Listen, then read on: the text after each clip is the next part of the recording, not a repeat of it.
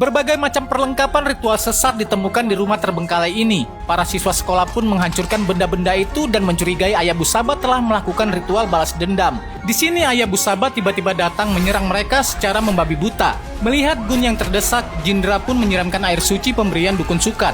Terkena air itu, Ayah Busaba pun kepanasan dan berlari ke atas atap rumah dan akhirnya tewas secara tragis. Malam harinya, Jindra dan Uya baru saja melaporkan kejadian tadi kepada polisi. Uya merasa semuanya sudah selesai, tapi tidak dengan Jindra dan Gun yang merasa semua ini belum berakhir. Mereka kembali menemui Sukat yang sedang dirawat di rumah sakit. Sukat berkata melalui asistennya bahwa arwah Busaba sudah tenang dan dia meminta mereka untuk mendoakan arwah Busaba. Setelah mereka berdoa di kuil, Gun menceritakan kalau Ayah Busaba adalah pecandu miras dan judol, sehingga istrinya pergi meninggalkan dia. Sementara Busaba ditinggalkan untuk menanggung semuanya. Lalu ketika hendak pulang dari kuil, ternyata ponsel Jindra ketinggalan dan dia kembali untuk mengambilnya. Di dekat kuil itu dia bertemu seorang penjual jimat yang mana jimat itu serupa dengan jimat yang digunakan Ayah Busaba untuk ritualnya. Di sini Jindra baru menyadari setelah bapak ini menjelaskan bahwa jimat yang mereka hancurkan di rumah Busaba tadi ternyata adalah jimat pelindung dari gangguan roh jahat dan bukan media santet. Pada saat bersamaan, Gun yang berada di dalam mobil juga didatangi oleh hantu Busaba. Gun terkurung lalu Busaba menyerangnya.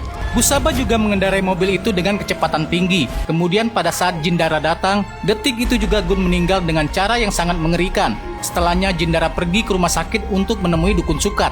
Tapi sesampainya di sini, Sukat ternyata sudah meninggal. Jindra kemudian mengirimkan pesan kepada teman-temannya dan mengambil pisau peninggalan Sukat di atas meja secara diam-diam. Sementara di kamarnya, Uya terganggu dengan lemparan batu ke arah jendelanya. Uya memberanikan diri untuk melihat siapa di sana. Pesan yang dikirim Jindra tidak dia buka, dan akhirnya Uya pun menjadi korban hantu Busaba berikutnya.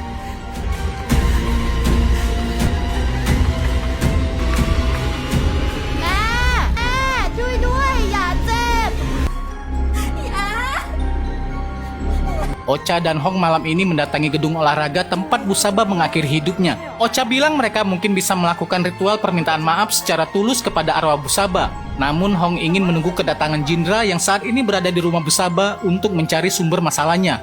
Jindra melihat pesan dari Hong dan langsung pergi menyusul mereka. Ocha dan Hong kemudian melakukan ritual permintaan maaf. Dalam ritual itu terungkap bahwa Busaba sebenarnya tewas akibat perkelahian dengan Jindra dan Gun yang merasa Busaba sudah berselingkuh dengan pelatih polinya.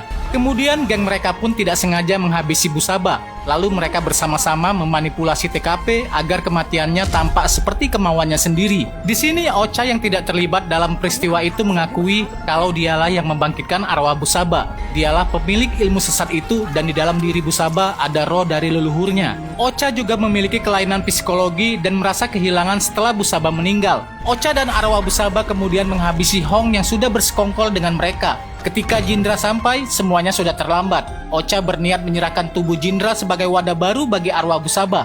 Namun Jindra berhasil melawan Hong dan Busaba.